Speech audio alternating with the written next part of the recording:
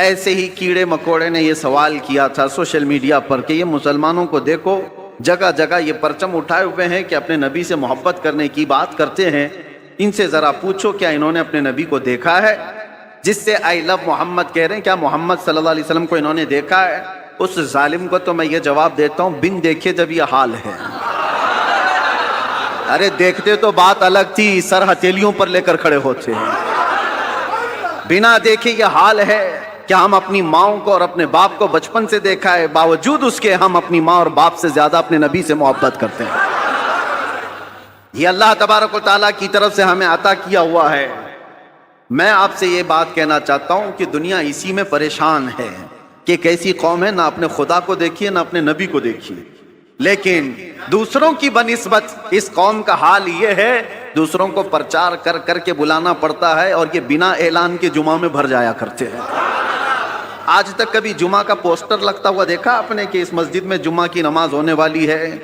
بچپن سے کبھی سنا آپ نے؟ ایک اذان ہوتی ہے ساری صفیں بھر رہی ہیں، ہر مسجد کا حال ہے۔ جمعہ میں کون تمہیں دعوت دے کر بلاتا ہے؟ مؤذن صاحب گھر گھر جاتے ہیں، پوسٹر لگایا جاتا ہے، پرچار کیا جاتا ہے؟ نہیں، اس بات سے تو دنیا خوف زدہ ہے کہ آخر ان کو کون جمع کرتا ہے ان صفوں میں، اور صفوں میں آنے کے بعد کسی کی کوئی وی آئی پی صف نہیں ہے، جو پہلے آیا وہ پہلے بیٹھ گیا۔ وہ کسان کا بچہ بھی سامنے بیٹھ سکتا ہے، کسی غریب مزدور کا بچہ بھی پہلی صف میں بیٹھ سکتا ہے، اور بادشاہ اگر تاخیر سے آئے تو پیچھے ہی بیٹھا رہے۔ یہ نظام کہاں سے ہے؟ یہ آج تک ان کو کون بنا کر رکھا ہے؟ دنیا اس بات سے خوف زدہ ہے میرے عزیزو۔ یہ وہ چیزیں ہیں، جارج برنارڈ شاہ ایک بہت بڑا مورخ ہے انگریز، اور اس نے یہ لکھا ہے کہ بہت سارے دنیا میں ریولیوشن آئے، دنیا میں بہت سارے انقلاب آئے، بڑی بڑی شخصیتیں آئیں، جیسے مارکس کا، لینن کا، اور بھی کئی ایسے بڑے بڑے شخصیات آئی، انہوں نے دنیا کے نظام کو بدلنے کی کوششیں کی، لیکن ان کا انقلاب، ان کا ریولیوشن 100 سال سے زیادہ تک نہیں چلا۔ ان کے اپنے شاگرد جب تک تھے تب تک ان کے انقلاب میں دم تھا۔